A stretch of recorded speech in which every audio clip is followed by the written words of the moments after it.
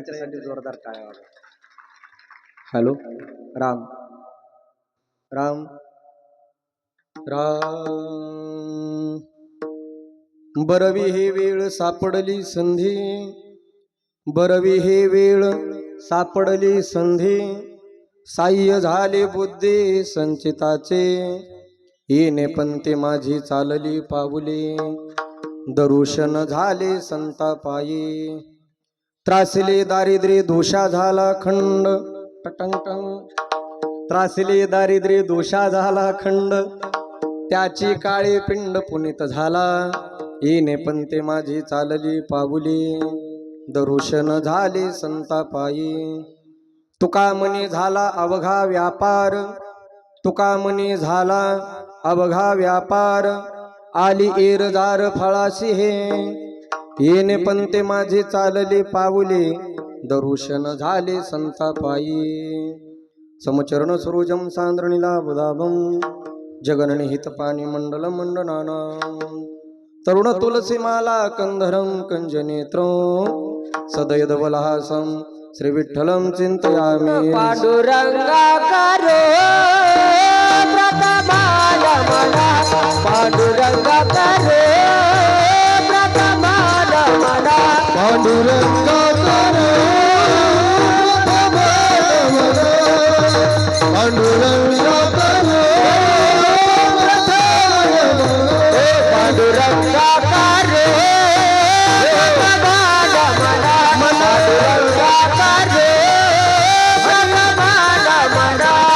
करो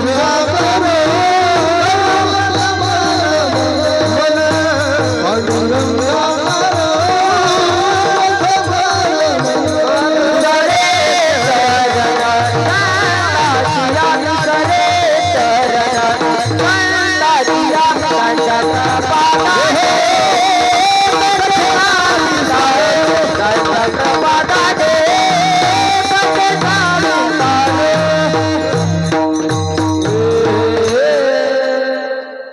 पांडुरंगा करू प्रथम नमन दुसरे चरण संतांच्या, त्यांच्या कृपादाने कथेचा विस्तारू, बाबाजी सद्गुरु दास तुका, सेवे लागे सेवक झालो, तुमच्या लागलो निज चरणा, आहो स्वामी तुकया देवा, यावरी न करावा अभिरो, विठ्ठला विठ्ठला विठ्ठला विठ्ठला विठ्ठला विठ्ठला विठ्ठला विठ्ठला. बरवी हे वेळ सापडली संधी, साह्य झाले बुद्धी संचिताचे, येणे पंते माझी चालली पाऊले, दरुशन झाले संतापायी. विश्व चैतन्य भगवान श्री ज्ञानोबाराय, वैराग्य भास्कर जगद्गुरु तुकोबाराय तसेच भगवान परमात्मा यांच्या चरण नतमस्तक सेवेला सुरुवात करतो. या कीर्तन रूपी सेवेसाठी निवडलेला अभंग जगद्गुरु जगदवंदनीय श्री संत श्रेष्ठ वैराग्याचे मूर्तिमंत पुतळे, अखिलेश्वाचे परमार्थ प्राण संत हृदय सम्राट जगद्गुरु श्री तुकोबार यांचा 4 चरणाचा. मनुष्याच्या जीवनामध्ये काही गोष्टी घडाव्या लागत असतात आणि काही गोष्टी कराव्या लागत असतात. या दोन्हीच्या संयोगाने मनुष्याचा जीवनरूपी व्यापार सफळ आणि संपूर्ण कसा होतो याचा आध्यात्मिक चिंतन सांगणारा असा अभंग आहे. तुकोबाराय म्हणतात, तुका म्हणे झाला अवघा व्यापार. हे तेव्हाच म्हणता येतं जेव्हा मनुष्याच्या जीवनामध्ये प्रारब्ध घडावं लागतं आणि प्रयत्न करावे लागतात. तुकोबाराय म्हणतात, माझ्या जीवनामध्ये तेच घडलं, माझ्या जीवनामध्ये दुःखाने माझं प्रारब्ध घडलं आणि मी परमार्थामध्ये प्रयत्न केले, त्यामुळं मला संचिताला बुद्धीचं साह्य झालं.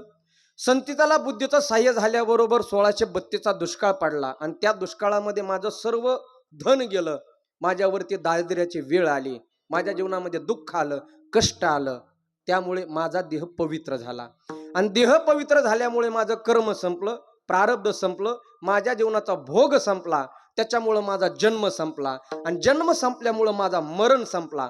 जन्म आणि मरण संपल्यामुळे तुका म्हणे झाला अवघा व्यापार. असा या अभंगाचा आशय. विठाला विठाला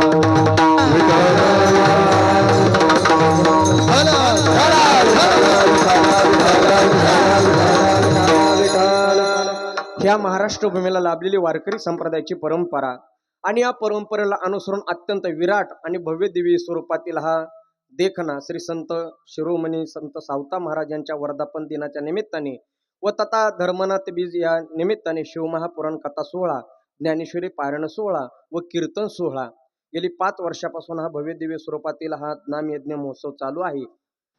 हा फक्त 5च वर्षाचा कार्यक्रम आहे असं वाटत नाही महाराज. या ठिकाणी आल्याच्या नंतर वाटतं हा एखादा रौप्य महोत्सव आहे का काय, सुवर्ण महोत्सव आहे का काय, शताब्दी आहे का काय. तो मग गावकऱ्यांचं कौतुक करावं तेवढं खरंच कमी आहे बघा. आम्ही महाराष्ट्रभर रौप्य महोत्सव सुद्धा असे होत नाहीत, तेवढा आपला 5व्या वर्षाचा अखंड हरिनाम सप्ताह आहे. मला सप्ताह पाहिला ना, इथं आल्याच्या नंतर या धर्ममंडपामध्ये संत सम्राट ज्ञानेश्वर माऊलीची ओवी आठवली. माऊली म्हणतात का, लावण्याची नव्हाळी प्रगटे जैसी आगळी अंगण अंगी प्रथम वयसा काळी. अर्थ ऐका, माऊलीने त्या ओवीमध्ये तारुण्याची अवस्था सांगितली. तारुण्य कशाला म्हणतात? तारुण्य वयाच्या 12व्या वर्षाला चालू होतं आणि वयाच्या 25व्या वर्षाला संपतं. म्हणून जुन्या काळामध्ये 25च्या अगोदर लग्न करीत होते, तिथून पुढे तारुण्य राहत नाही. आपल्या सप्ताचं वय फक्त 5च वर्षाचं आहे, पण आपला 5व्याच वर्षामध्ये सप्ताह तारुण्यामध्ये आलेला आहे. सगळे तरुणच मंडळी या ठिकाणी उपस्थित आहेत. विशेष व्यासपीठावरती सुद्धा सगळे तरुण मंडळी आहेत बरं का. सुंदर असं निवेदन आहे. आपल्या परिसराला संत भूमीचा एक आश्रय लाभलेला आहे. नवे नवे महाराष्ट्र भूमी ही संत भूमी आहे. अनेक संत महंत आपल्या महाराष्ट्र भूमीमध्ये होऊन गेलेले आहेत. आणि तसंच आपले पुण्य पावन हे खुल्लोड गाव, या पुण्य पावन गावामध्ये श्री संत सावता महाराजाचं सुंदर असं देखणं मंदिर या ठिकाणी समस्त गावकरी मंडळीच्या सहकार्याने, परिसरातील भाविक भक्ताच्या सहकार्याने सुंदर असं या ठिकाणी निर्माण केलेलं आहे. आणि त्याच मंदिराचा वर्धापन दिन आपण मोठ्या थाटामाटामध्ये या ठिकाणी साजरा करत आहात. सर्वांना कोटी कोटी धन्यवाद देतो. आजची 4थ्या दिवसाची कीर्तन रूपी सेवा आज माझ्या सद्भाग्याने माझ्याकडे आलेली आहे. त्याबद्दल या कार्यक्रमाचे आयोजक, नियोजक, संयोजक, समस्त कार्यक्रम कमिटी मंडळी, समस्त ग्रामस्थ मंडळी, कार्यक्रमाचे यजमान, पंक्तीचे यजमान, उपस्थित सर्व श्रोते मंडळी, आदरणीय श्री हरिभक्त पारायण गायनाचार्य, मृदंगाचार्य, कीर्तनकार, आचार्य, रामायणाचार्य, महामंडलेश्वर सगळेच या ठिकाणी उपस्थित आहे. सर्वांना कोटी कोटी धन्यवाद देतो. बघा, परिसराचं वारकरी संप्रदायावरती नितांत प्रेम आहे आपल्या गावच्या नियोजनाचं, आणि त्यामुळे त्यांच्या प्रेमाची पोचपावती सगळे संत मंडळी या ठिकाणी उपस्थित आहेत. तुकोबाराय म्हणतात, जी माणसं मानाने येत नाहीत, जी माणसं पैशाने येत नाहीत, ते माणसं प्रेमापोटी येत असतात बरं का. माने पाचारिता नो हे आरानुक नाहीशी तू लोक प्रीतीसाठी. हे सगळेच आमचे जिवलग मंडळी या ठिकाणी आलेले आहेत. सर्वांना कोटी कोटी धन्यवाद देतो. खरंच सुंदर असं निवेदन आहे. श्री संत सावता महाराजाचा वर्धापन दिन, त्याच्यामध्ये शिवमहापुराण कथा आहे, ज्ञानेश्वरी पारायण सोहळा आहे, आणि त्या निमित्ताने हा भव्य दिव्य या ठिकाणी अखंड हरिनाम सप्ताह आहे. अनेक संत महंतांचे या ठिकाणी आशीर्वाद आहेत, अनेक प्रेरणास्थान आहेत, मार्गदर्शन आहे. सर्वांच्या उपस्थितीमध्ये हा सप्ताह चालू या ठिकाणी आहे. ज्यांनी या ठिकाणी सुंदर अशी चाल गायलेली आहे. आपल्या परिसराचं वैभव, संगीत अलंकार, आता संगीताच्या काय पदवी आहेत त्या मला माहीत नाहीत, पण आदरणीय श्री हरिभक्त पारायण संगीत अलंकार, श्री हरिभक्त पारायण गणेश महाराज परिहार महाराजांनी खरंच सुंदर चाल गायली. एकदा जोरदार टाळ्या वाजवा बघा. त्यांना सुद्धा कोटी कोटी धन्यवाद देतो. त्यांना तोला मोलाचं ज्यांनी या ठिकाणी सहकार्य केलेलं आहे. आमच्या जिवलग परमस्नेही, आपल्या परिसराचं एक परमार्थातलं फार मोठं नाव, आदरणीय श्री हरिभक्त पारायण संगीत विशारद, संगीत अलंकार देवीदास महाराज सवाई महाराज देखील या ठिकाणी उपस्थित आहेत. महाराजांना सुद्धा कोटी कोटी धन्यवाद.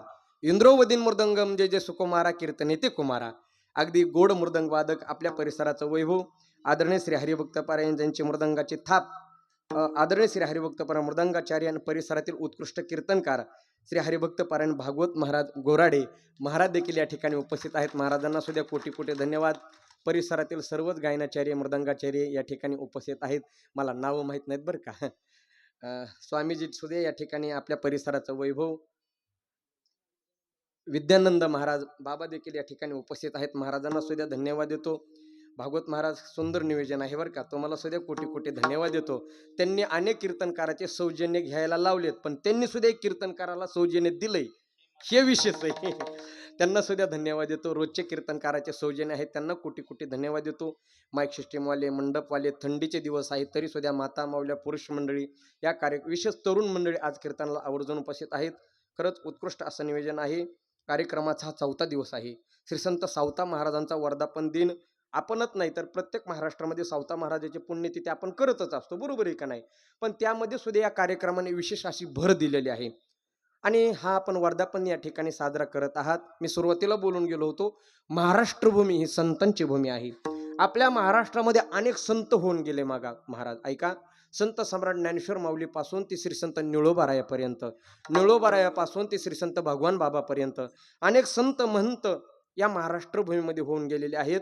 म्हणून आपण जर उत्तराखंडला बाबा राहिला असताल, तुम्ही उत्तराखंडला गेलात, हरिद्वार ऋषिकेशला गेलात ना, तिथं प्रत्येक तालुक्यामध्ये प्रत्येक गल्लीमध्ये एक पाटी लावलेली बघा, देवभूमी आपका स्वागत आहे. कारण उत्तरभूमी हे देवभूमी आहे आणि महाराष्ट्र भूमी संत भूमी आहे. मला कधी कधी असं वाटतं आपण सुद्धा गावागावात पाटी लावाय पाहिजे, संत भूमी में आपका स्वागत आहे. कारण आपली महाराष्ट्र भूमी संतांची भूमी आहे. आपल्याला जगावं कसं, मरावं कसं, काय खाऊ नये, काय पिऊ नये, ही शिकवण साधू संतांनी दिलेली आहे. म्हणून सामान्य जीवन वेगळं असतं आणि संतांनी दाखवून दिलेलं जीवन वेगळं असतं. आज गरजांची पूर्तता करत जाणार सामान्य व्यवहार आणि अंतकरणातल्या गरजा नष्ट करत जाणार संतांचा व्यवहार. म्हणून सामान्य व्यवहार वेगळा आहे, संतांचा व्यवहार वेगळा आहे. श्री संत सावता महाराज असतील, जगद्गुरु तुकोबराय असतील, वेगवेगळ्या जातीमध्ये साधू संतांनी त्या त्या जातीचा, त्या त्या धर्माचा उद्धार करण्यासाठी अवतार घेतलेला आहे बरं का. वेगवेगळ्या कर्मसिद्धांताचा अवतार या ठिकाणी घेतलेला आहे. वैराग्य हे नाव समोर आलं तर वैराग्याच्या पुढे एकच नाव येतं, ते म्हणजे जगद्गुरु श्री तुकोबराय. तुकोबरायचा अवतार म्हणजे केवळ आणि केवळ वैराग्याचा अवतार. ज्ञान हे नाव जर तुमच्या डोळ्यासमोर आलं तर महाराष्ट्रामध्ये ज्ञान या शब्दाचा अवतार म्हणजे आमचे संत सम्राट ज्ञानेश्वर माऊली. ऐकेगा ज्ञान चक्रवर्ती आणि तू तव ज्ञानाचीच मूर्ती. ज्ञानाचा प्रत्यक्ष अवतार म्हणजे संत सम्राट ज्ञानेश्वर माऊली. शांती हा शब्द जर तुमच्या डोळ्यासमोर आला तर एका संताचं नाव येतं, त्याला शांती ब्रह्म एकनाथ महाराज म्हणतात. प्रेम हा शब्द जर तुमच्या डोळ्यासमोर आला तर त्याच्या पुढे एकच नाव येतं, प्रेममूर्ती संत नामदेव महाराज. पण ऐका बरं का, निष्कर्म्य सिद्धांत जर महाराष्ट्राला कोणी शिकून दिला असेल तर तो केवळ आणि केवळ सावता महाराजांनी शिकून दिला. अखंड ब्रह्मांडाला पालन पोषण करणारा भगवान परमात्मा लपायला जागा सावता महाराजाच्या हृदयामध्ये सापडतो. हे साधू संतांचं मोठेपण आहे. ऐका बरं का, महाराष्ट्रातल्या प्रत्येक साधू संतांची वारी पंढरपूरला जाते. आपण वारी करतो ना, आळंदी ते पंढरपूर, देहू ते पंढरपूर, गावाकडूनही वाऱ्या जातात का नाही?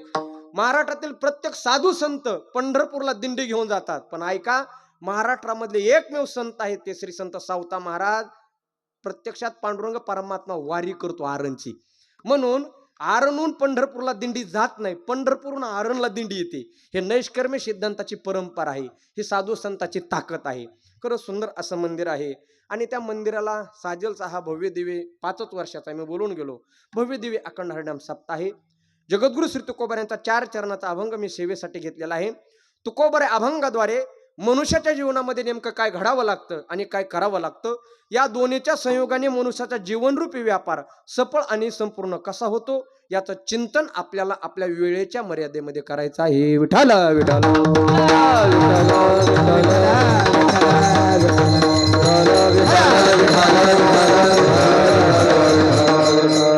तुकोबराय म्हणतात, मनुष्य कोणत्याही जातीचा असो, कोणत्याही धर्माचा असो, कोणत्या वर्गाचा असो, प्रत्येक माणसाला मोक्षरूपी सिंहासनावरती बसण्यासाठी, आपला जीवनरूपी व्यापार सफळ आणि संपूर्ण करण्यासाठी त्याच्या जीवनामध्ये काही गोष्टी घडाव्या लागत असतात आणि काही गोष्टी कराव्या लागत असतात. तरच म्हणता येतं तुका म्हणे झाला अवघा व्यापार. 2 प्रकारचा वर्ग या मृत्यू लोकामध्ये पाहतो. काहीचं प्रारब्ध चांगला असतं तर काहीचे प्रयत्न चांगला असतात. तुकोबराय म्हणतात, मनुष्याच्या जीवनामध्ये घडावं लागतं ते प्रारब्ध आणि करावे लागतात ते प्रयत्न. दोन्ही गोष्टी समान असाव्या लागतात. एखाद्या मनुष्याला यश कीर्ती जर येत असेल, हे दोन्ही गोष्टीवरून येत असतं. त्याचं प्रारब्धही चांगलं असावं लागतं महाराज. नुसतं प्रारब्ध चांगलं असून चालत नाही, त्यांनी प्रयत्नही तेवढेच करावे लागतात. पण कधी कधी असं सुद्धा होतं बघा, काही काही माणसं जन्मल्यापासून मृत्यूपर्यंत प्रयत्न करतात पण त्यांना यश येत नाही. अनेक उदाहरणं आपल्याला पाहायला भेटतील. प्रपंचामध्ये, शिक्षणामध्ये, व्यापारामध्ये अनेक प्रयत्न केले पण प्रयत्न करून सुद्धा त्यांना यश आलं नाही. का? त्यांचं प्रारब्ध तसं आहे. मी सांगत नाही, माऊली म्हणतात का ललाटीचे लिहिले ते न मोडेगा काही केले आणि काळे गोरे पण धुतले फिटून येणे. आपण कितीही प्रयत्न केले तरी काय काय माणसाचं प्रारब्धच बदलत नाही महाराज. असं नाही की माळ घातली की प्रारब्ध बदलं ना. प्रारब्ध नशिबात जसं आहे तसं भोगावं लागतं ना. आमच्या भागामध्ये एक वारकरी बाबा होते बघा, म्हणजे आहेत ते, आणि उन्हाळ्याचे दिवस चालू झाले, गुरंढोरांना थोडं पाणी कमी पडू लागलं. मग म्हणले गड्या पैसे तर नाहीत, कोणी व्याजाने काढू, लाखांड रुपये व्याजाने काढून बोर घेऊ. बोर घेतात ना. माझी भाषा समजतील तुम्हाला, म्हणजे शब्दामध्ये काय अडचण नाही, शब्दामध्ये सुद्धा फरक आहे. शास्त्र सांगतं, पिंडे पिंडे मतीर भिन्ना कुंडे कुंडे नवम पाया, जातो जातो नवा जारा भिन्ना वाणी मुखे मुखे. अर्थ कळाला नाही ना? ऐका, विहीर बदलली की विहिरीच्या पाण्याची काय बदलती? चव. तसं तालुका बदलला की थोडा का होईना बदलते ना. तालुका बदलला की भाषा बदलते, जिल्हा बदलला की भाषा बदलते ना.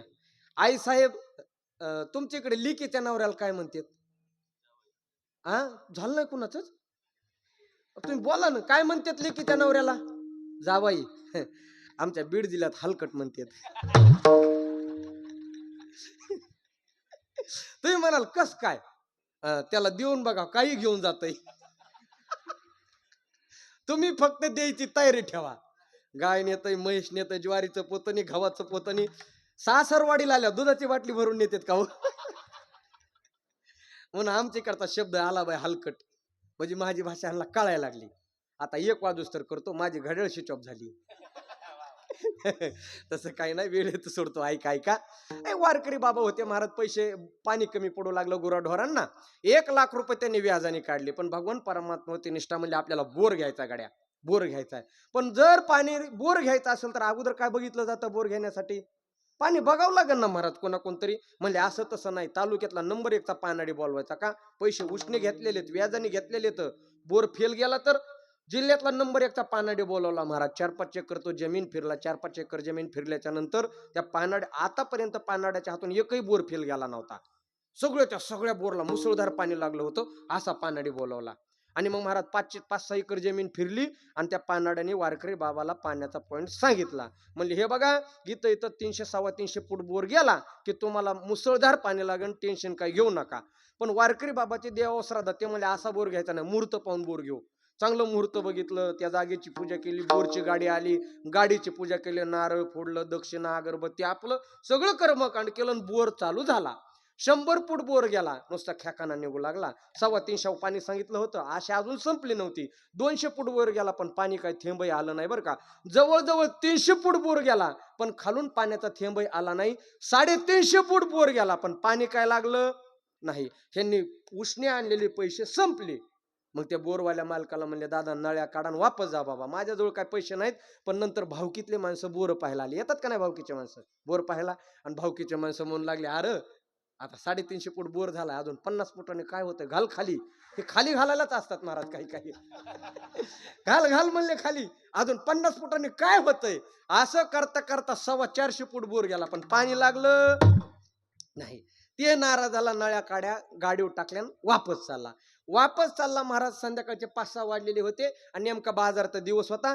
बोरची गाडी तालुक्याला चालली, तालुक्याचा बाजार संपून 5-6 वाजता तिकडून एक जण झुलत येत होतं. झुलत येणे वाक्यात प्रयोग करा. केला काय किंवा तिकडून 5-6 वाजता एक जण झुलत येत होतं. त्या बोरवाल्या मालकाला विचारलं, कुठं गेलते? म्हणजे तुमच्याच गावात गेलतो, वारकरीने बोर घेतला, पण पाणी काय लागलं, चला महागारी मला बोर घ्यायचा आहे. ह्याला काय महाराज पैशाची मतलब, म्हणजे चला. महाराज एवढा प्यालेला होता, ह्याला काही कळत नव्हतं, काही नव्हतं. हा डुलत चालत होता शेताकडं, यांच्या पाठीमागे ती बोरची गाडी.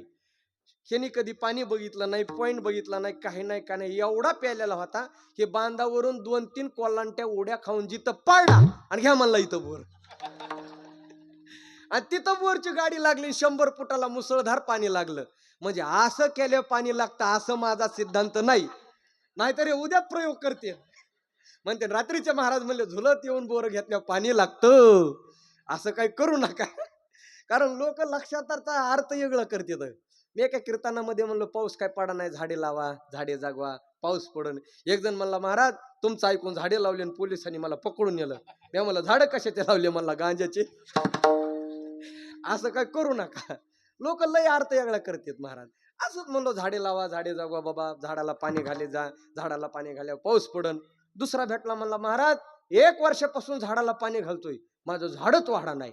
मी म्हणलं, करतो काय? तो म्हणला, झाडाला पाणी घालतो आणि उपटून बघतो मुळे किती खोल गेल्यात. असं नाही बरं का. मला सांगायचं काय, भगवान परमात्माचे भक्त होते, वारकरी होते, पण नशिबामध्ये काय नव्हतं? पाणी नव्हतं ना. लागन कसं? प्रारब्ध कुणाचंही बदलत नाही. तुमच्या प्रारब्धामध्ये जे भोग आहेत ना, ते तुम्हाला भोगावेच लागतात महाराज. प्रारब्धामधले भोगातो ना घडे संचिता वाचून, भोगातो ना घडे संचिता वाचून. क्या बात है. घडे संचिता वाचून, भोगातो ना घडे संचिता वाचून, भोगातो ना घडे संचिता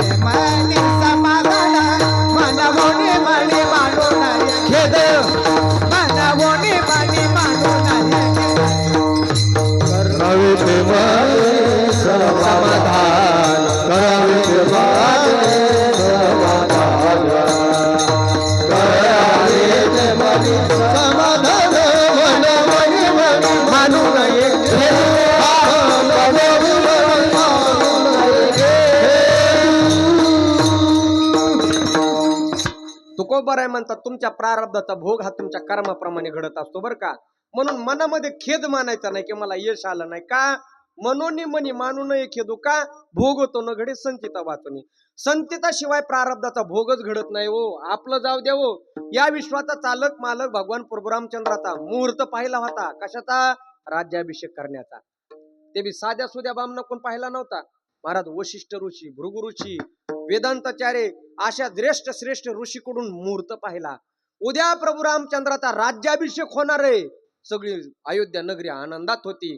पण देवाचा भोग असा घडला महाराज, ज्या मुहूर्तावरती प्रभू रामचंद्राला गादीवर बसायचं होतं त्याच मुहूर्तावरती देवाला संन्यास घेऊन महाराज वनवास घ्यावा लागला का, प्रारब्ध आहे. देवा आपलं कुठं चुकन हो. म्हणजे मनुष्याची पहिली बाजू आहे प्रारब्ध. आता ऐका बर का, हे तुकोबरायचंच प्रमाण आहे आता दिलेलं. पण मला आता दुसरी बाजू सांगायची. जे तुकोबराय म्हणतात तुमचं काही केल्याने प्रारब्ध बदलत नाही, ते तुकोबराय एका बाजूने म्हणतात तुम्ही प्रयत्न केले तर प्रारब्ध बदलतच महाराज. तुम्ही फक्त प्रयत्न करा. प्रयत्न, या विश्वातलं जे असाध्य आहे ते सुद्धा साध्य होतं. फक्त त्याचं कारण आहे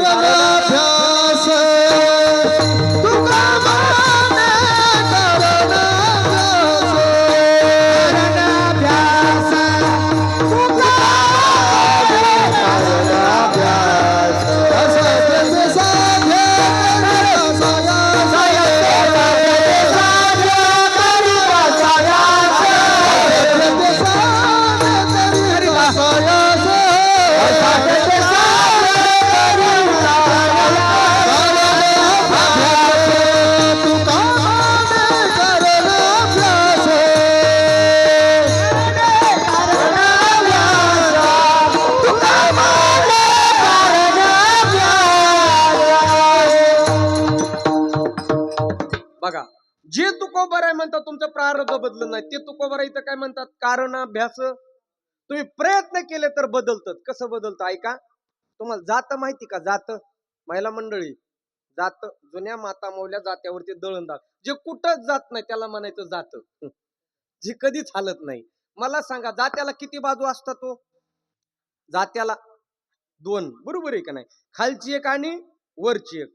जात्याची खालची बाजू फिरते का वरची बाजू, वरची बाजू फिरते. खालची बाजू फिरत नाही. खालची बाजू अशी जमिनीमध्ये घट्ट रवलेली असते, जमिनीमध्ये रवलेली असते खालची बाजू, पण वरची बाजू फिरत राहते. म्हणून तर त्याच्यामध्ये टाकलेल्या धान्याचं दळण होतं.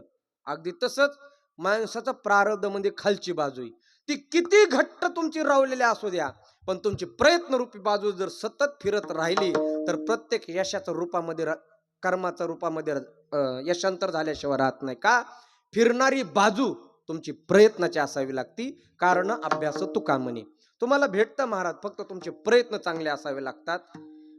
जुन्या काळातला एक प्रसंग आहे. काय झालं बघा, दोन जिवलग मित्र होते, अत्यंत जिवलग मित्र. मित्र कशाला म्हणतात, स खेल इति स खाद इति सकाहा. दिवसभर खेळून संध्याकाळी जे एका ताटामध्ये जेवतात त्याला म्हणतात मित्र. आणि पोराहो, जीवनामध्ये मित्र असावाच. मित्राशिवाय मनुष्याचं जीवन शून्य आहे बघा. मी सांगत नाही, मौली म्हणतात नातरी प्राणांची सोयरी भेटी, जीवे भूतली जीवे संकटे, ते निवेदिताना वाटे संकोच काही. मित्र मित्र म्हणजे काय ऐका. मायबाप म्हणजे देवाने दिलेली भेट, गुरु म्हणजे भेटीला आलेला देव, आणि मित्र म्हणजे देवालाही न मिळणारी अनमोल भेट आहे. मित्राशिवाय माणसाचं जीवन शून्य, ते निवेदिताना वाटे संकोच काही. मनातलं गुह्य हे मित्राला सांगावं वाटतं. असे दोन जीवलग मित्र, पण त्याच्यातला फरक एवढा होता, एक होता प्रारब्धवादी आणि एक होता प्रयत्नवादी. एकाचा विश्वास आपल्या नशिबावर होता, तो म्हणायचा नाही नाही नशिबात असलं तरच भेटतं, नशिबाशिवाय जास्त भेटत नाही. दुसरा म्हणायचा नाही प्रयत्न केलं तर काही भेटतं. म्हणजे एक होता प्रारब्धवादी आणि एक झोपले काय, तुम्ही थोडं बोला मी थोडं. तशी झोपलं इमानदार आहे. झोप एकटी कधीच येत नाही. झोप येते अगोदर तिची लहानी बहीण येते, तिचं नाव डुकली. ती नंतर मोठ्या बहिणीला बोलते, ताई तू ये ये लय वाव्या सांगायला ऐका बर का. प्रारब्धवादी आणि प्रयत्नवादी दोन मित्र रथामध्ये बसून जंगलामध्ये फिरायला निघले. आता मित्राच्या गप्पा चालू झाल्या महाराज, ते सकाळ गप्पा चालू झाल्या, संपतच नाही त्या गप्पा. आणि मग अशा गप्पा रंगल्या, गप्पा अशा रंगल्या की दिवस मावळला. रथ चालूच होता, हे दिग्भ्रमित झाले, वापस यायचा रस्ता विसरले. हळूहळू दिवस मावळतीला गेला, अंधार पडू लागला.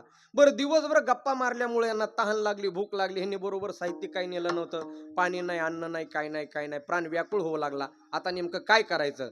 आता जो प्रारब्धवादी होता, ज्याचा नशिबावर विश्वास होता, तो म्हणला नाही नाही, आपल्या नशिबामध्ये असलं तर जंगलात भेटन. म्हणला कुठं काय प्रयत्न करायचे, असलं प्रारब्ध तर भेटन ना. पण ऐका बरं का, जो प्रयत्नवादी होता ना, प्रयत्न करणारा, त्याचा मनगटा विश्वास होता, तो म्हणला नाही, काहीतरी शोध घेतल्याच्या नंतर आपल्याला काहीतरी खायला भेटन. मग त्या प्रयत्नवाद्याने प्रारब्धवाद्याचा हात धरला. कुणी? प्रयत्नवाद्याने प्रारब्धवाद्याचा हात धरला. लक्ष देऊन ऐका, नेहमी आपल्याला प्रारब्धचा हात धरून चालावं लागतं, तेव्हा प्रारब्ध मागे येतं. असं प्रारब्ध कोणाच्याही पाठीमागे येत नाहीत. प्रयत्न पुढे करावे लागतात, मागून प्रारब्ध येत असतं. प्रयत्नवादी पुढे आहे, प्रारब्धवादी पाठीमाग आहे. एक छोटासा त्यांना प्रकाश दिसला, त्या जंगलामध्ये दिवा लावलेला दिसला. कशाचं तरी मंदिर होतं, ते ह्यांना माहित नव्हतं, पण ते एक जुनं शिवालय, भगवान शंकराचं भोलेनाथाचं जुनं मंदिर होतं. त्या मंदिराच्या दिशेने दोघंही निघाले, पुढं प्रयत्नवादी, मागं प्रारब्धवादी. ह्यांनी मंदिराच्या जवळ आल्याच्यानंतर सर्वत्र अंधार होता. असं जसं सुंदर मंदिर होतं, मंदिराच्या बाहेर सभा मंडप होता. अगोदर सभा मंडपातला गरुड काम पाहिला प्रारब्धवाद्याने. कशाला? टेकन देऊन बसायला, नशिबा विश्वास ठेवणारा.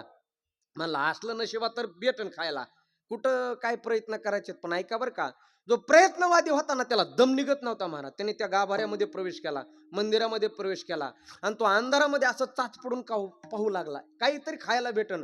त्याला वाटलं काही नाही, काय खारीक, वाटी, सुपारी, नारळाचा तुकडा, काहीतरी खायला भेटन ना. कोण शोधित होता? प्रयत्नवादी.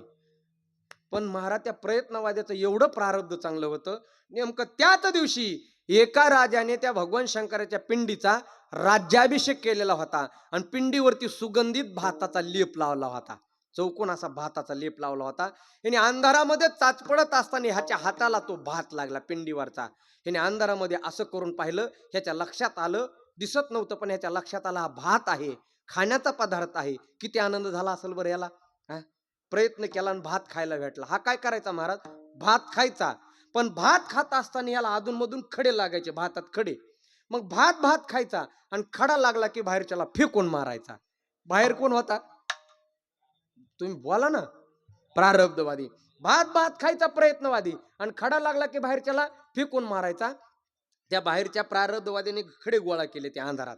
मला सकाळ बघतो हिने लय खडे मारलेत, जेवढे खडे मारले तेवढा याचा बदला घ्यायचा. म्हणला सकाळा हे असा खडा मारला की अंधारातच काय झेलायचं काय, असे असे चाच पडून पाहायचा. सगळे खडे गोळा केले ना आपल्या उपरण्यात बांधले.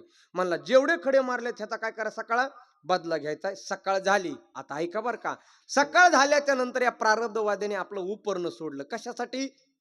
खडे मापण्यासाठी. तर ऐका बर का दादा हो, ज्या वेळेला त्यांनी उपरण्याची गाठ सोडली ना, खडे नव्हते, हिरे होते, हिरे. सोन्यापेक्षा काही पटीने ज्याचा भाव आहे त्याला हिरे म्हणतात. आता तुम्हाला एक प्रश्न, सगळ्यांनी योग्य उत्तर द्यायचं. खरं सांगा, हिरे कोणाला भेटले? बोला. माहिती कोणाला भेटले हिरे? प्रारब्धवाद्याला. बरोबर आहे का नाही? तुमचं म्हणणं 100% खरं आहे. हिरे प्रारब्धवाद्यालाच भेटले, पण भेटले कुणामुळं? प्रयत्नवाद्यामुळं. म्हणजे आपल्या नशिबातले हिरे प्राप्त करण्यासाठी आपल्याला अगोदर प्रयत्न करावे लागतात. असाध्य ते साध्य करीता सायास. तुम्ही प्रयत्न केले ना महाराज, तुम्हाला काही भेटतं. फक्त तुमच्या कर्मावरती विश्वास पाहिजे. जगद्गुरु तुकोबाराय म्हणतात, माझ्या जीवनामध्ये तुझ्या तेच घडलं. काय घडलं? माझ्या प्रारब्धाने माझ्या पुढे दुःख आणून दिलं. दुःख, एवढं भयानक दुःख आणून दिलं की 1632चा दुष्काळ पडला. माझ्याकडे पुरावा आहे. त्या दुष्काळामध्ये नाईलाजास्तव काही निर्दयी शेतकऱ्याने दावणीची गुरं कापून खाल्ले महाराज. एवढा भयानक दुष्काळ पडला होता. आणि त्या दुष्काळामध्ये जगद्गुरु श्री तुकोबाराची एक पत्नी अन्न करून मेली. दुष्काळे आटिले द्रव्यनेला मान, आणि स्त्री एक अन्न करिता मेली.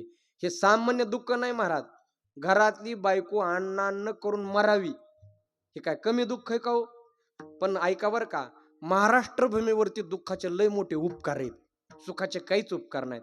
खरं सांगा बरं, तुम्हाला परमार्थ सुखामध्ये सुचतो का दुःखामध्ये? घरात चांगलं भांडण झालं की लोक म्हणतात आपल्या गावचा सप्ताह कधी येऊ. सुखामध्ये टीव्ही बघत बसते, सुखामध्ये मोबाईल बघत बसतात. बायकोने शिव्या दिल्या की लगेच मंदिरावर पाया पडा येतात. दुःख आलं की लोक परमार्थामध्ये येतात का नाही?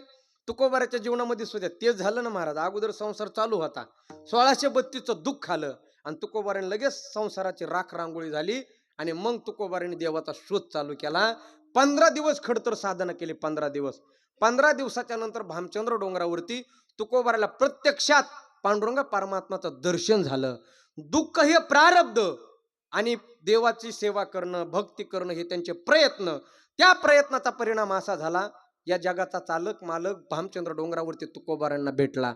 ज्या दिवशी तुकोबारांना देव भेटला त्या दिवसाला, त्या वेळेला धन्यता तुकोबाराय अभंगाच्या पहिल्या चरणात. रवी ही वेळा सापडली साधी, बरावी वेळा सापडली साधी, बरावी वेळा सापडली साधी, बरावी वेळा सापडली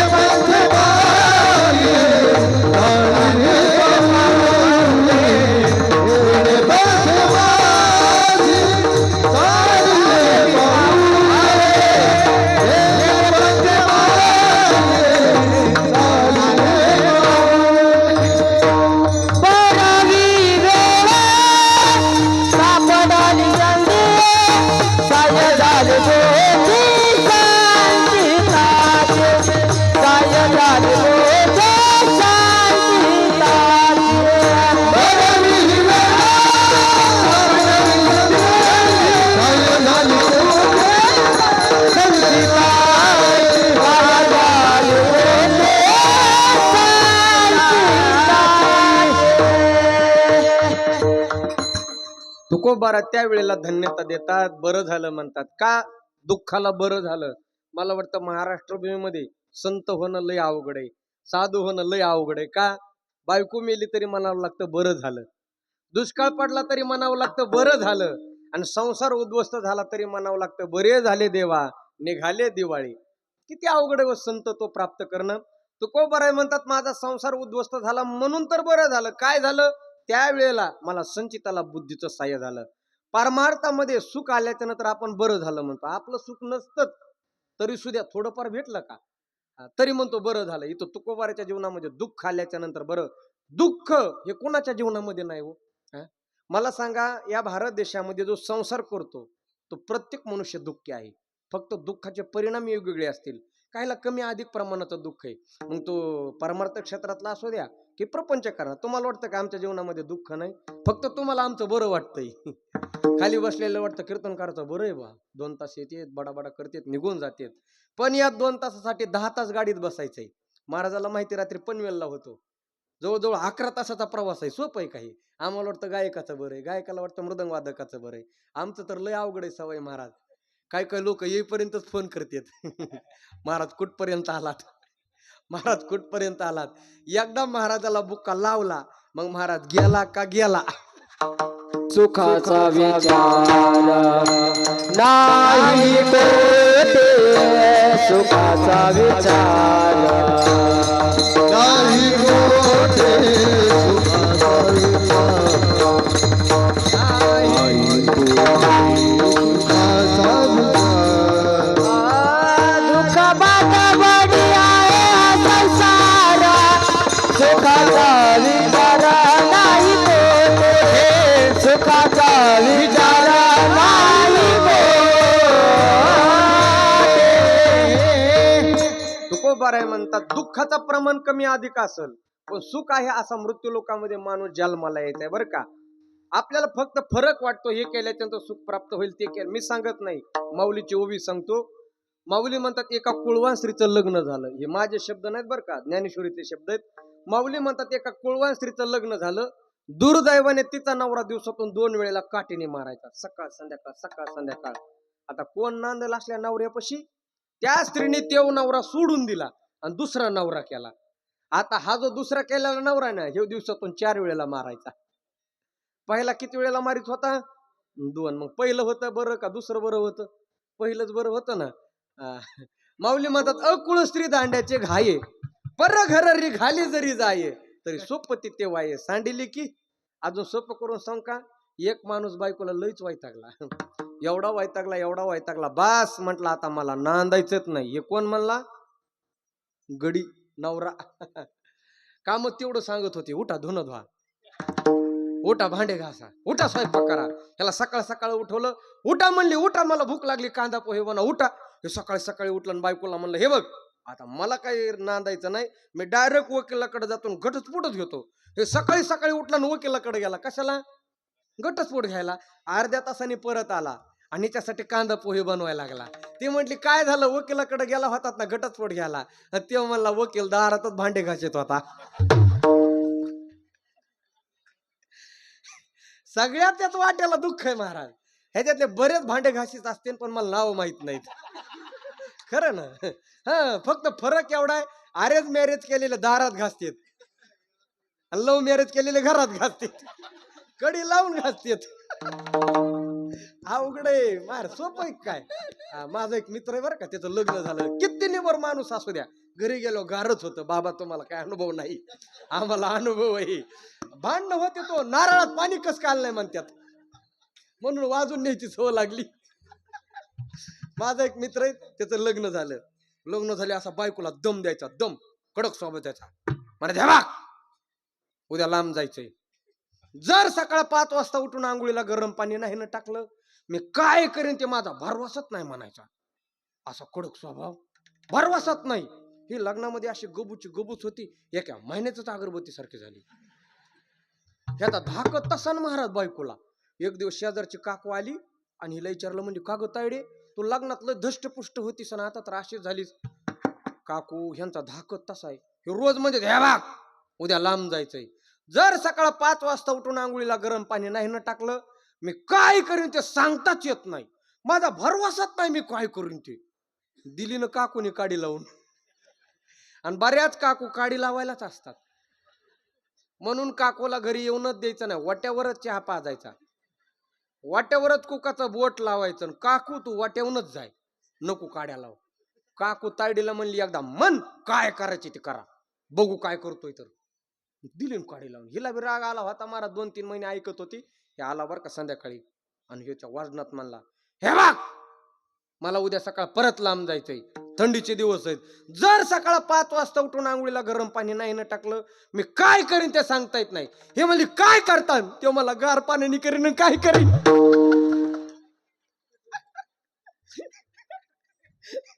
याच्यापेक्षा काय करू शकतो.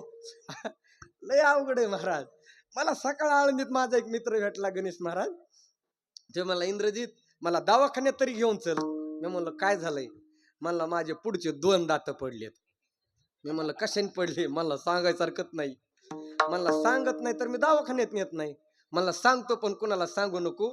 म्हणलं हे मला असलं कीर्तन सोडून कुठं सांगताच येत नाही.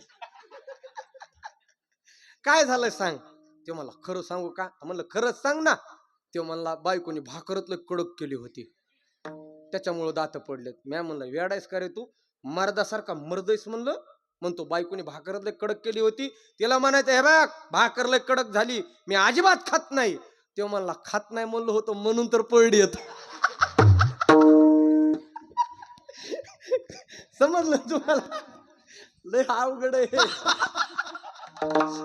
प्रपंच अशी बाजू आहे, दुःख सगळ्यातच आहे, दुःखाचे परिणाम वेगवेगळे असतील, पण आपण दुःख आलं की रडत बसतो बघा, हे का नाही. प्रपंचामध्ये तुकोबर आहे त्यात दुःखाला अलंकरित करतात आणि म्हणतात बरं झालं का, त्या वेळेला संचिताला बुद्धीचं साह्य झालं म्हणून बरवी ही वेळ. कोणची वेळ? ही वेळ बरवी झाली. कोणती? त्यावेळेला माझं प्रारब्ध घडलं आणि प्रारब्धाला बुद्धीचं साह्य झालं. 3 गोष्टी माणसाच्या जीवनामध्ये एका वेळेला एकत्रित येणं फार दुरापास्त गोष्ट आहे. पहिला आहे आपली वेळ, दुसरं प्रारब्ध आणि तिसरी बुद्धी. या 3 गोष्टी एकत्रित येतच नाहीत. कधी कधी माणसाचं प्रारब्ध चांगलं असतं, वेळही चांगली असते, पण त्याची बुद्धी चांगली नसते. कधी कधी प्रारब्ध चांगला असतं, तो बुद्धिवान मनुष्य असतो, पण मरेपर्यंत त्याच्या जीवनात वेळच येत नाही. कधी कधी वेळ सारखं येते महाराज, बुद्धी सुद्धा सहाय्य होते, पण त्याचं प्रारब्ध घडत नाही. महाभारतात एक राजा होता, राजा धृतराष्ट्र. ऐका, धृतराष्ट्र नाव ऐकून असताल तुम्ही. त्याचा अपभ्रंश झाला धूर्तराष्ट्र. त्याचं खरं नाव आहे धृतराष्ट्र. धृतराष्ट्रासारखा भाग्यवान माणूस अजून भारत देशामध्ये जन्माला यायचा आहे. किती भाग्य चांगलं धृतराष्ट्राचं. धृतराष्ट्रासारखा भाग्यवान माणूस नाही, आणि धृतराष्ट्रासारखा दुर्भाग्यवान सुद्धा माणूसच नाही. तुम्ही म्हणाल कस काय, म्हणून तर ऐका ऐका. भगवद्गीतेचं तत्वज्ञान भगवान श्रीकृष्ण अर्जुनाला सांगत होते ना. कुठं सांगत होते? कुरुक्षेत्रावरती. पण भगवद्गीता ऐकण्यासाठी किती श्रोते उपस्थित होते? मुख्य श्रोते किती होते? 3. पहिला मुख्य श्रोता होता अर्जुन, जो समोर बसून भगवान श्रीकृष्णाला प्रश्न करीत होता आणि प्रश्नाला उत्तर भगवान श्रीकृष्ण परमात्मा देत होते. हा झाला मुख्य श्रोता पहिला अर्जुन. दुसरा एक श्रोता होता महाराज, कुठं? ध्वजस्तंभावरी वानरू मूर्तिमंत शंकरू. दुसरे एक श्रोते होते भगवान भोलेनाथ वानर, म्हणजेच आपले हनुमानराय. ते कुठं होते? ध्वजावरती. आणि तिसरा एक श्रोता होता, तिसरा श्रोता कोण? संजय राऊत. आपला राऊत नाही हो, ते संजय उवाज. ते असं होतंय बातम्या बघितल्यामुळं बघा. संजय कुठं बसलेला होता? धृतराष्ट्रासमोर. आता बघा धृतराष्ट्राचं प्रारब्ध किती चांगलंय. ज्या वेळेला तिकडं भगवद्गीता चालू आहे त्याच वेळेला संजय धृतराष्ट्रासमोर बसलेला होता. आणि धृतराष्ट्राला तिकडची भगवद्गीता इकडं कळत होती. तिकडं भगवद्गीता चालू ही वेळ आहे आणि ह्याचं प्रारब्ध चांगलं की त्याच वेळेला संजय ह्याच्या पुढे होता. म्हणजे ह्याच्या जीवनामध्ये 2 गोष्टी किती चांगल्या होत्या? ह्याची वेळही चांगली होती आणि याचं प्रारब्धही चांगलं होतं, पण ह्याची बुद्धी चांगली नव्हती महाराज. ह्यानी फक्त आता संजयाला विचारायला पाहिजे होतं, सांग संजया विश्वरूपाचं वर्णन काय आहे? भगवान श्रीकृष्ण तत्वज्ञान काय सांगतात? सांग संजया.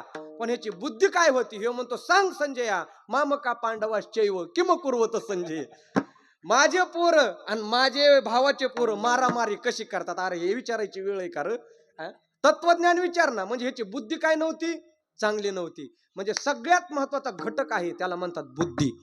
तुमच्या जीवनामध्ये तुमचं प्रारब्धही घडत असेल, तुमच्या जीवनामध्ये तुमची वेळही येत असेल, पण तुमची जर बुद्धी चांगली नसेल ना, तुमचं प्रारब्धही खराब जातं आणि तुमच्या जीवनातली वेळही खराब जाते. म्हणून तुम्हाला मिळालं काय? 5 गोष्टी माणसाला: सत्ता, संपत्ती, ऐश्वर्य, सौंदर्य आणि कला. ह्या 5 गोष्टी माणसाला प्रयत्नाने प्राप्त करता येतात, पण टिकवण्यासाठी बुद्धी लागते. सत्ता प्रयत्नाने प्रारब्धाने भेटते 5 वर्षासाठी, पण बुद्धी चांगली नसली तर 6 महिन्यात राजीनामा द्यावा लागतो. सोपं आहे का? सत्ता, संपत्ती, पैसे सुद्धा तुमच्या प्रारब्धाने भेटतात, तुमच्या प्रयत्नाने भेटतात, पण पैसा उडवायचा कुठं ह्याच्यासाठी बुद्धी लागते. त्याला आकलन शक्ती म्हणतात. आकलन शक्ती, आकलन करण्याचं ज्ञान लागतं. सत्ता, संपत्ती, सौंदर्य, कला. कला आहे महाराज. गायन करणं, मृदंग वाजवणं, कीर्तन करणं, व्याख्यान करणं ही कला आहे. पण ती कला कशी वापरावी ह्याच्यासाठी सुद्धा काय लागते? बुद्धी लागते. म्हणून या विश्वामध्ये जर तुम्हाला कधी प्रश्न विचारला या देहामध्ये सगळ्यात महत्वाचा घटक काय आहे, तर एकच घटक आहे, त्याला बुद्धी म्हणतात. मी सांगत नाही, माऊली हरिपाठामध्ये म्हणतात बुद्धीसारखं वैभव बुद्धीचे बाबा धन्य नाही तुझे, एका केशवराजे सकळ सिद्धी, एका केशवराजे सकळ सिद्धी. केशवराज सकळ सिद्धी बुद्धीचे वैभवान दारू एका केशवराज सकळ एका केशवराज सकळ एका केशवराज सकळ माऊली म्हणतात बुद्धीसारखं वैभव काहीच नाही ना महाराज. बुद्धीचे वैभव अन्य नाही दुजे, म्हणजे दुसरं वैभव नाही. या देहातलं सगळ्यात मोठं वैभव आहे त्याला म्हणतात बुद्धी. बुद्धिवान माणूस जगावरती सत्ता स्थापन करतो महाराज. बुद्धिवान माणसाला जगामध्ये किंमत आहे. निर्बुद्धाला कोण विचारतो? निर्बुद्ध माणूस घरात जर पाहुणे येणार असले तर लोक म्हणतात ह्याला रानात पाठवा. का? ह्यो कधी काय बोलून सांगतात. लय निर्बुद्ध माणसं काही काही या जगामध्ये. आम्हाला लय अनुभव येतो महाराज. आम्ही फिरतो ना, कधी कधी वाटतं उगत लवकर आलो. आम्ही एसटीने प्रवास करीत होतो. एसटीने आता नाही करीत. का? आता जागात नाही एसटी मध्ये. जागात नाही ना. आता सगळी फुकटचीच भरती. तो 75च्या पुढे फुकट झालंय का नाही. आणि माता मावल्याला हाफ तिकीट झालंय. 2.5 वर्ष झालं. खरंच सांग का, माता मावल्याला हाफ तिकीट झाल्यावर मला लय आनंद झाला होता. माझ्यासारखा आनंद महाराष्ट्रात कोणाला झाला नाही. तुम्ही म्हणाल कस काय? मला आता टेन्शन नाही. बायांना हाफ तिकीट झालंय. माझी बायको 8 दिवसाला माहेराला जाते. तसं झालं नाही. पहिल्याच एसटीने सासू आली. मी एसटीने प्रवास करीत होतो. माझ्या शेजारी एक माणूस बसला. माणूस एकच होता. त्याने 2 तिकीट काढले. माणूस किती होता? 1. तिकीट किती काढले? 2. त्याला म्हणलं का हो दादा तुम्ही दोघे आहेत का? तो म्हटला नाही महाराज मी एकटाच आहे. म्हणलं मग 2 तिकीट कशासाठी? म्हणलं एक हरपलं तर. मला एक हरपलं तर. मी त्याच्या पुढचा. त्याला म्हणलं जसं पहिलं हरपलं तसं दुसरं हरपलं तर. तेव्हा म्हणला मी काय एवढा येडाय काय, माझ्याजवळ बसचा पास आहे. लक्षात आलं का बोलणं? ज्याच्याजवळ बसचा पास आहे तो 2 तिकीट काढतो. ह्यो किती येडा असन. येडे वेगळे आणि मूर्ख वेगळे बरं का. अजून सोपं करून सांगतो. ज्याला काही कळत नाही त्याला येडे म्हणतात महाराज. ज्याला काही कळत नाही त्याला काय म्हणतात? येडे. पण ज्याला काही कळत नाही हेही ज्याला कळत नाही त्याला मूर्ख म्हणतात. तुम्हाला जर मूर्ख माणसं येडे माणसं बघायचे असतील ना, पुण्यामध्ये येरवडा आहे बघा. येरवडा नाव ऐकून असताना महाराष्ट्रातले सगळी येडे तिथं आहेत पुण्यामध्ये. त्या पुण्यातल्या येरवड्यातल्या येड्या येड्यानी मिटिंग घेतली. कुणी? येडे येड्यानी. एवढं लक्षात ठेवा. त्या येडे येड्याने अशी मिटिंग घेतली आणि असा ठराव पास केला. आपल्यातला जो सगळ्यात जास्त येडा त्याचा आपण सत्कार करू. कोण जास्त येडा त्याचा आपण सत्कार करू. एक येडा म्हणला आपल्यातला सगळ्यात जास्त येडा डॉक्टर. म्हणला डॉक्टर कस काय रे? पहिला म्हणला आपण येडेत म्हणून इथे, ते शहाणा असून इथे याला म्हणायचं येडे. एक येड्याने नळ चालू केला. नळ एक येड्याने काय केला, असा नळ चालू केला बाबा. नळाखाली असा हातरुमाल धरला. हातरुमाल. डॉक्टर तिथं तुम्हाला बोलणं लक्षात येईल ना, विको वगैरे बरोबर आहे ना. मग एक येड्याने असा नळ चालू केला. नळाखाली असा हातरुमाल धरला. तिथून डॉक्टर चालले होते. डॉक्टरने त्याला विचारलं येड्या काय करायला? म्हणला मासे पकडायलोय. कशा वाट? नळा वाट. डॉक्टरला वाटलं हे पागलच, ह्याच्या कुठं नादाला लागता. डॉक्टर तिथून निघून गेले आणि अर्ध्या तासाने तिथूनच परत आले. हे तर चालू नळ चालू, नळाखाली हातरुमाल. मग डॉक्टरने विचारलं येड्या पकडले का मासे? तेव्हा म्हणला येड्यात काय हो, नळा वाट कुठं मासे येतात का? डॉक्टरला कळना येड कोण आहे. 1999 साली ते येरवड्यामध्ये जाधव आडनावाचे डॉक्टर होऊन गेले बघा. त्यांची तिथं ड्युटी चालू होती. नाशिकचे होते. त्यांनी एक प्रयोग केला होता. अख्ख्या महाराष्ट्रात तो प्रयोग आणला. त्यांनी काय केलं, ते येरवड्यातले सगळे येडे एकत्रित केले. एका हॉलमध्ये कोंडले. मोठा हॉल आहे त्या हॉलमध्ये कोंडले. त्यांनी सुद्धा येड्याचे कपडे घातले. कुणी? डॉक्टर साहेबांनी येड्याचे कपडे घातले आणि त्या हॉलमध्ये डीजे लावला. डीजे बस एवढाच. डीजे लावला आणि येड्याला काय म्हटले माहिती का? काय नाचा ती नाचा. कुणाला? येड्याला. कशावरती? डीजे वरती. शहाणे माणसं डीजे कसे नाचतात ह्याच्यावर अंदाजा लावा येडे कसे नाचत असतील. शहाणे माणसं येड्यासारखे नाचतात. मग येडे का शहाण्यासारखे नाचत असतात का? असे उड्या मारायला लागले ना महाराज ते येडे. कुणी कसे पण उड्या मारायले. जाधव डॉक्टर त्यांच्या बरोबर नाचू लागले. पण ऐका एक येडं नाचत नव्हतं. असं गपचिप उभा होतं. गपचिप शांत. डॉक्टर साहेब म्हणले का रे हे सगळे नाचायला लागलेत तू काय नाचत नाही? तो मला मी नवर देव आहे.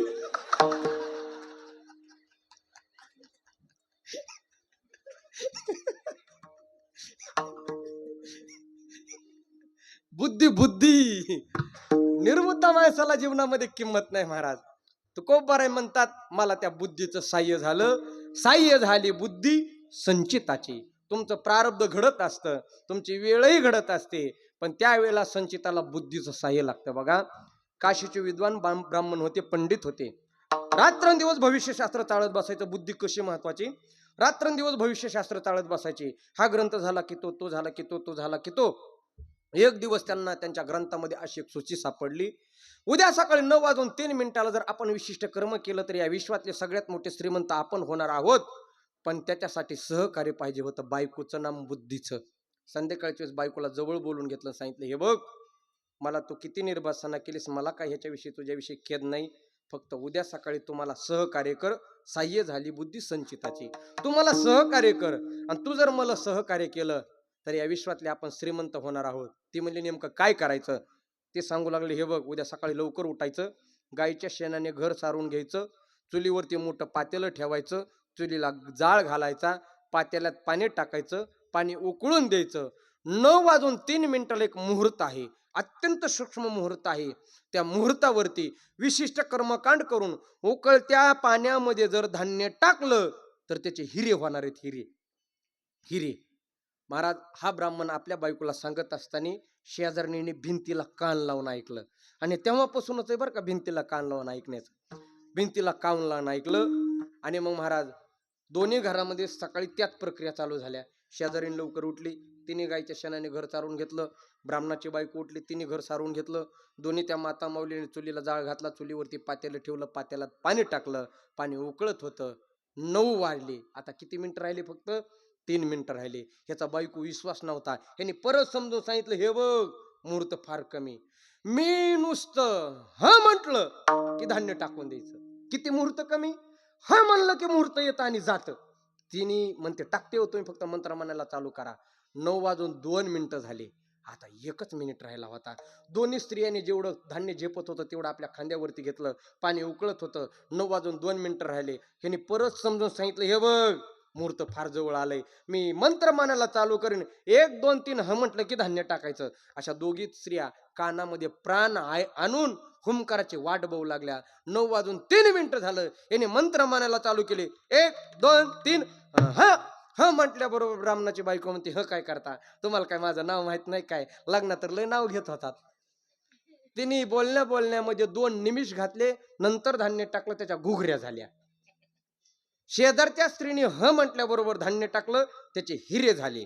आता मला तुम्हाला एक प्रश्न विचारायचा, प्रारब्ध शेजारच्या स्त्रीचं घडलं होतं का ब्राह्मणाचं? सूची कोणाला सापडली होती? ब्राह्मणाला. युक्ती कोणाला सापडली होती? ब्राह्मणाला. ह्याच्या प्रारब्धाने याला ते भेटलं होतं ना. वेळ ह्याला साधता आली होती, फक्त ह्याला साह्य झालं नाही बुद्धीचं, नाम बायकोचं. म्हणजे वेळही येते.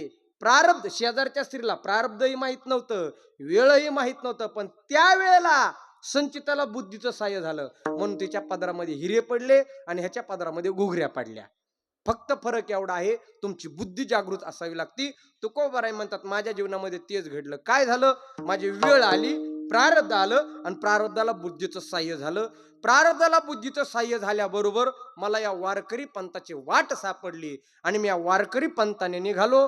अभंगाचं 2रं चरण. तेने पंथे माझी चालिले पाऊ, तेने पंथे माझी चालिले पाऊले, तेने पंथे माझे चालिले पाऊले, तेने पंथे माझी चालिले पाऊले, तेने पंथे चालिले पाऊले, तेने पंथे माझी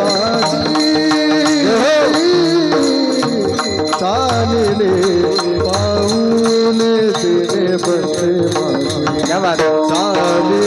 पाऊले, तेने पंथे माझे चालिले पाऊले, तेने पंथे माझी चालिले पाऊले, दर्शन झाले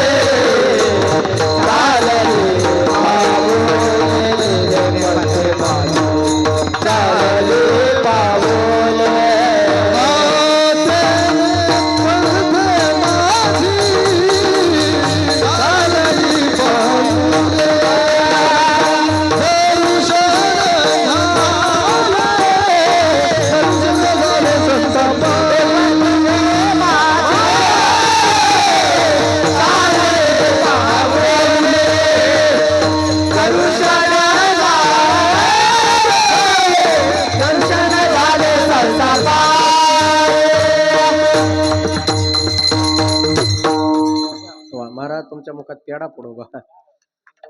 तुकोबाराय म्हणतात या पंथांनी माझी पावलं चालली. कोणत्या पंथांनी? या वारकरी पंथांनी माझी पावलं चालली. येणे पंथे माझी चालली पाऊले, आणि त्याचा परिणाम दरुशन झाले संतान पायी.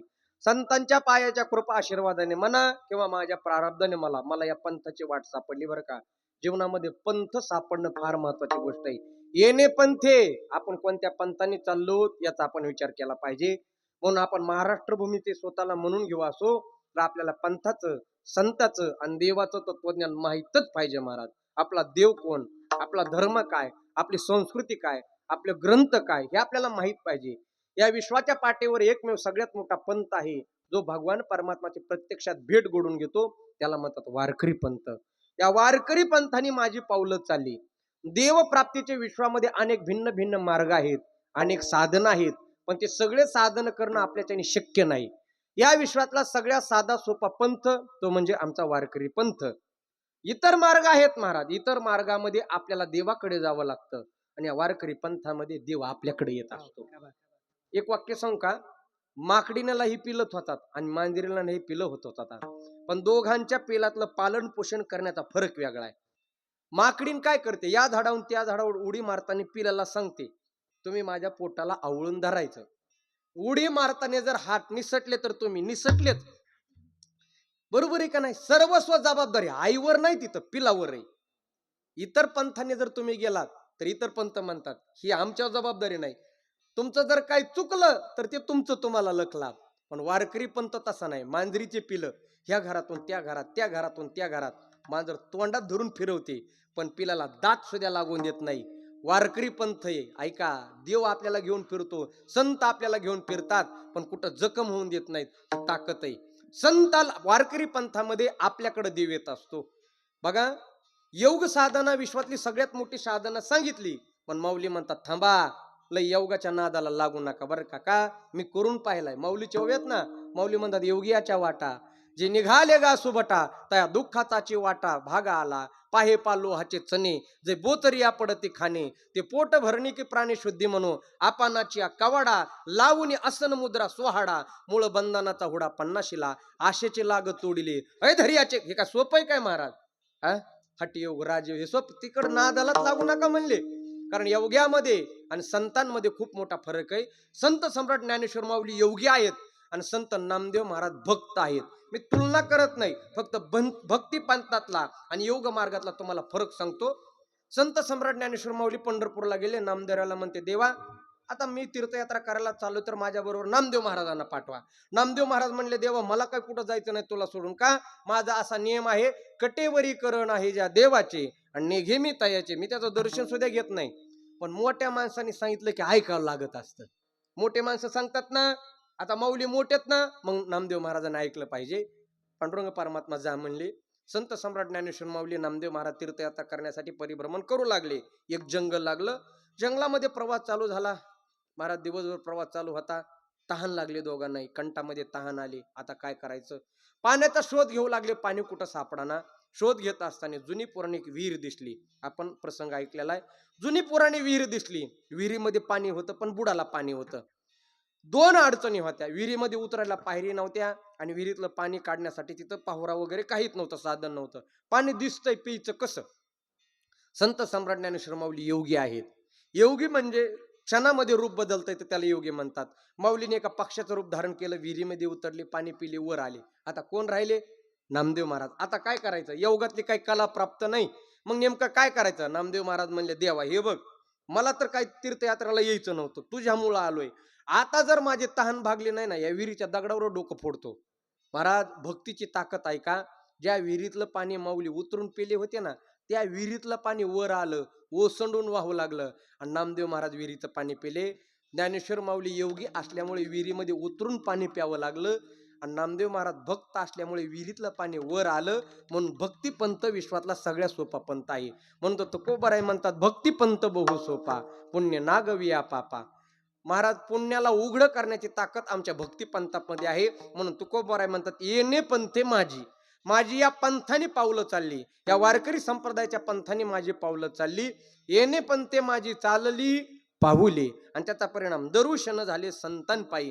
संतांच्या पायाच्या कृपा आशीर्वादाने दर्शन झालं आणि दर्शन झाल्याच्या बरोबर माझा हा 3.5 हाताचा देह पवित्र नाम पावन झाला. अभंगाचं 3रं चरण. त्राशिले दारिद्र्य दोष झाला कंडा, त्राशिले दारिद्र्य दोष झाला कंडा, त्रासिले दारिद्र्य दोष झाला कंडा,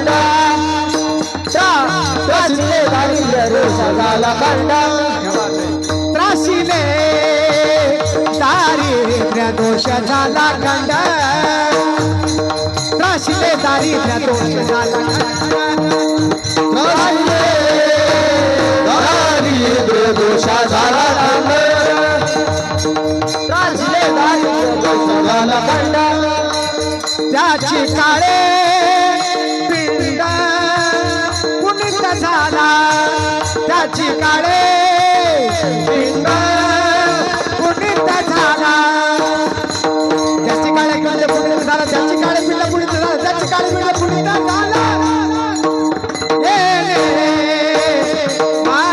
वंदे मातरम पाहुले, येणे पंच माझी चालले पाहुले, त्याचे काळे पिंड पुनित झाला, त्याचे काळे पिंड पुनित झाला, त्याचे काळे पिंड पुनित झाला, त्याचे काळे पिंड पुनित झाला,